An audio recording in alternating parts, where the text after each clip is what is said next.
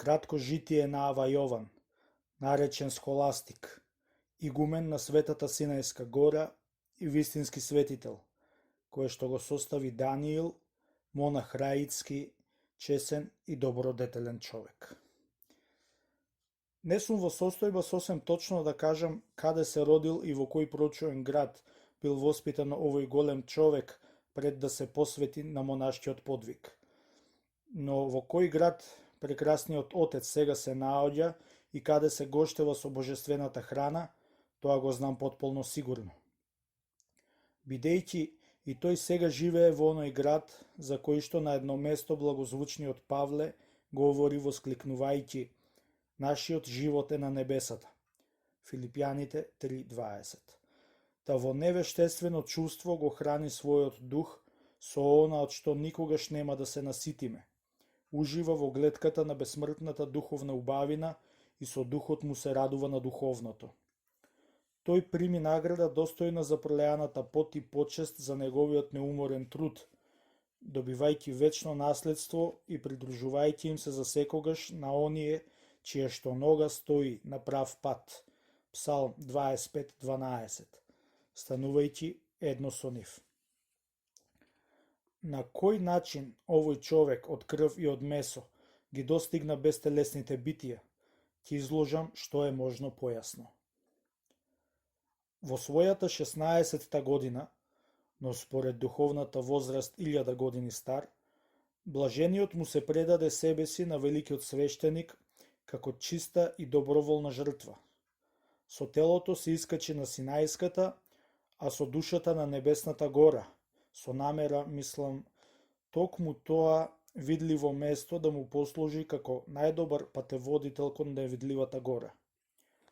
Одсекувајќи се од срамната бесрамност со туѓинувањето, тоа одлично средство за воспоставување надзор над своите страсти, тој достигна и длабоко смирено умие, та веќе од самиот почеток на подвигот сосема мудро го изгони од себе измамникот на самоугодувањето и на самоувереноста, ја наведна својата глава и му се довери на еден одличен скротувач на младоста, заводен од неговата сигурна рака, без опасност да го премине длабокото море на животот. Така тој наполно се умртви себе си. Имаше душа како без разум и без волја, лишена дури и од природното својство. Што е уште понеобично, тој, човек со општо образование, стана ученик на небесната простота, сметајќи ја надменоста на философијата за нешто најбесмислено и сосем туѓо на смирението.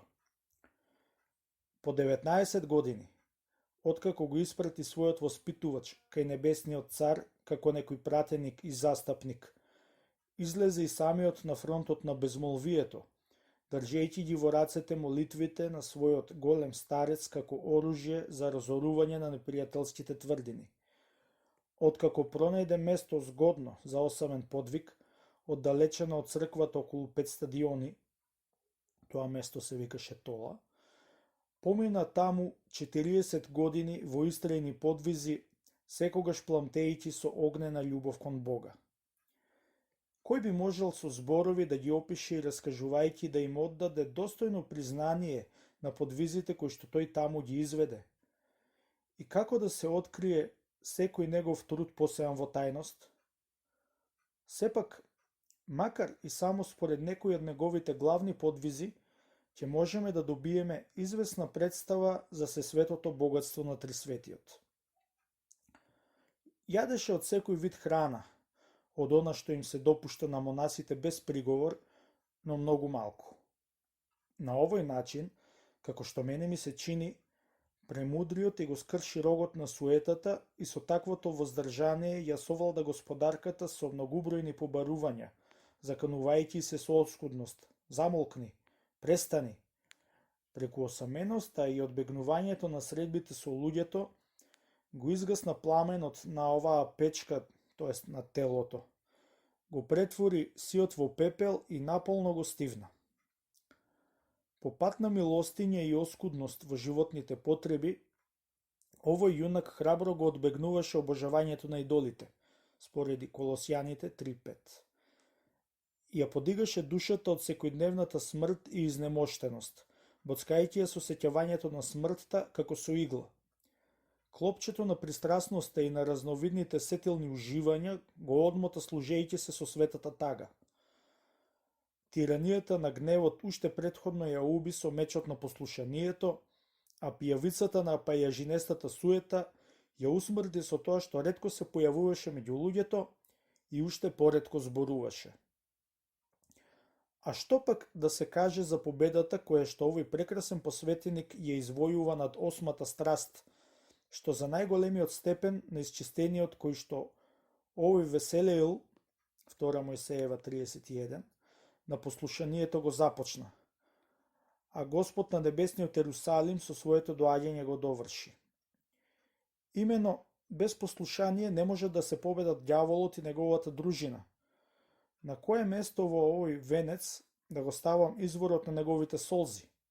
Нешто што не се среќава толку често, чија што скриена работилница постои дури и сега.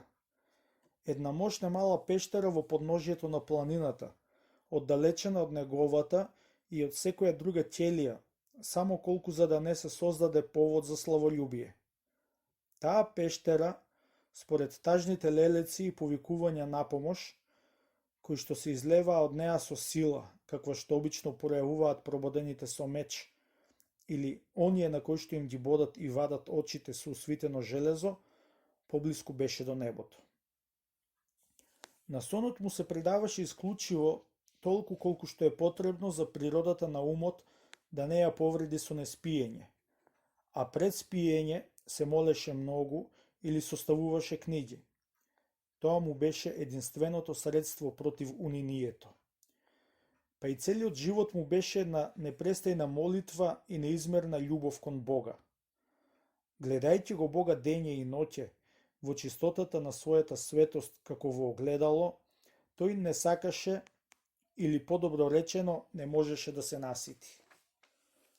Понесен од неговиот пример, еден монах Мојсей упорно го молеше да го прими за ученик и да го запознае со вистинската философија. Мотивираше дури и некои старци да отидат кај големиот отец Јован.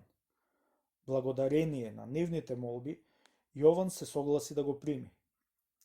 Еден ден му нареди на Мојсей да отиде во градината и да ја посипе со земја погодна за обработка и за одгледување зеленчук. Кога стигна на одреденото место, ученикот вредно се вдаде во работата што му беше заповедана. Но штом дојде пладне и го совлада најголемиот припек, беше месец август, Мојсей се засолни под сенката на еден огромен камен, легна и заспа.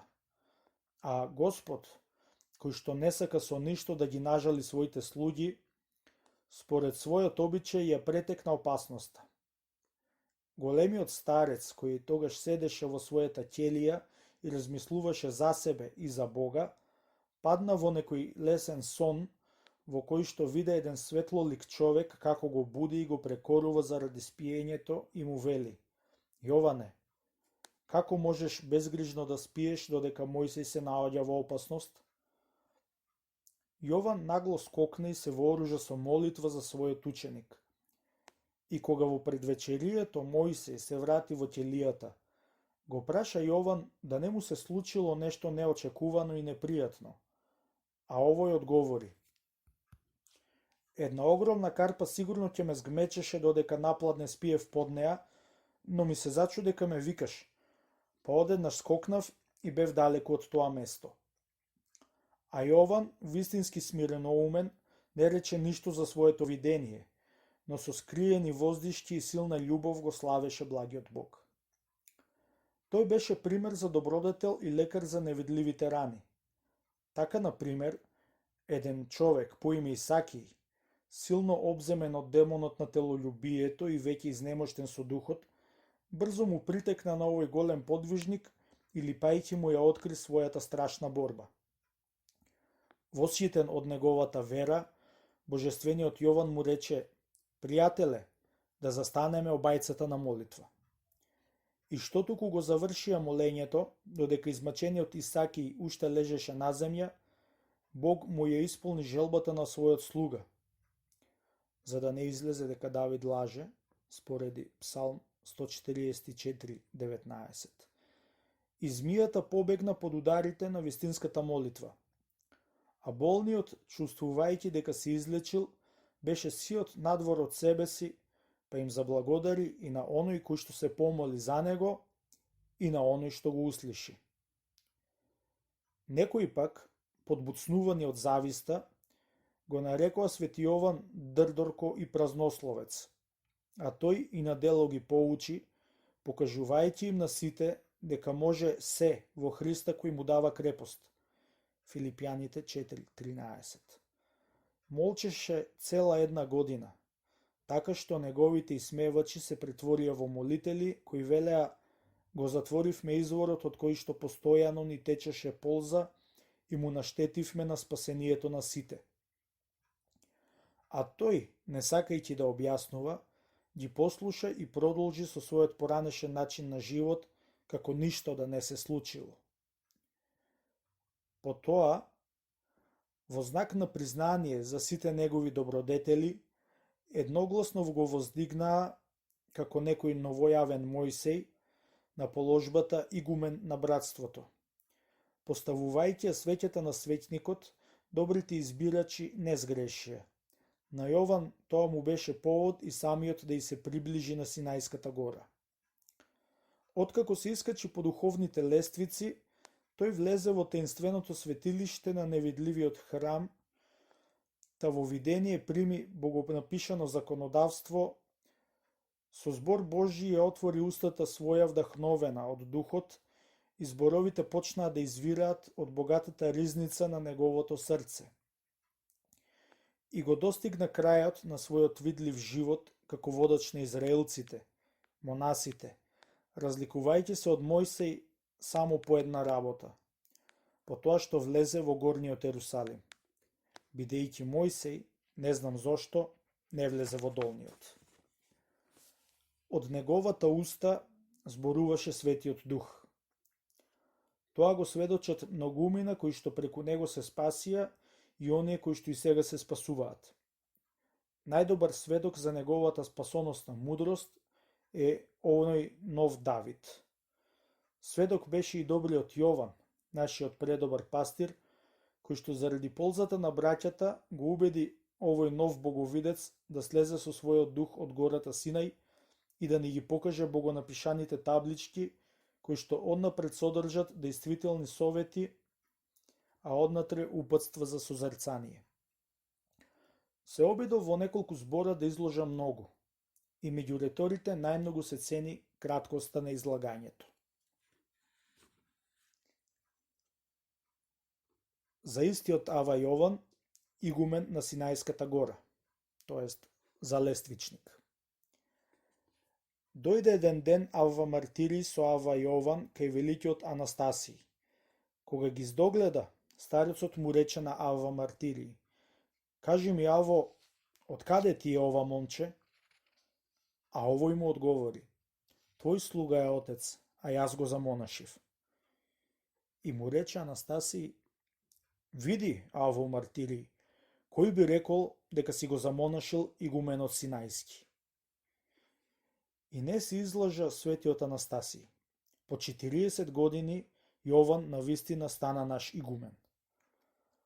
Во една друга пригода пак Јовановиот учител, Ава Мартирий, го поведе со себе Јован во посета кај великиот Јован Саваит, кој тогаш живееше во пустината Гуда. Кога ги виде старецот стана, налеа вода и му ги изми нозете на Јован, па му ја целиваше раката. На Ава Мартирий не му ги изми нозете.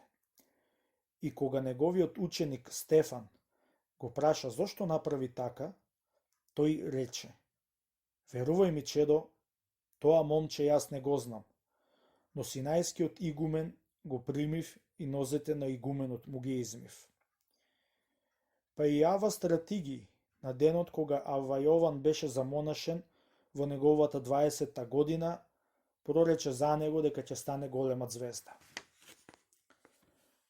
Истиот оној ден, кога Јован ни стана игумен и кога за таа пригода се собраа некаде околу 600 гости, додека тие седеа и јадеа, а во Јован забележа еден човек со кратка коса, облечен на еврејски начин во синдон, како трча наваму натаму и заповеднички им издава наредби на готвачите, на економите и келаритите и на останатите служители.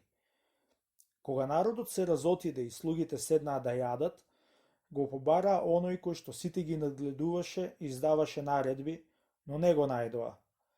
Тогаш слугата Божи, нашиот преподобен отец Јован, рече: Оставете, Господинот Мојсей не направил ништо необично со тоа што послужи на своето место. Кога еднаш настана суша во палестинската област, на молба на тамошните жители, се помоли Ава Јован и падна изобилен дожд. Не е ни за чудење, зашто Господ ќе им направи според желбите на оние што се бојат од него и ќе ги услиши молитвите нивни. Псалм 144:19. Треба да се знае дека Јован Лествичник имаше роден брат, чудесниот Ава Георги, кого што тој, додека беше уште жив, го постави за игумен Синејски, а самиот се предаде на тихување. Нешто што овој мудрец уште во почетокот си го избра за своја невеста.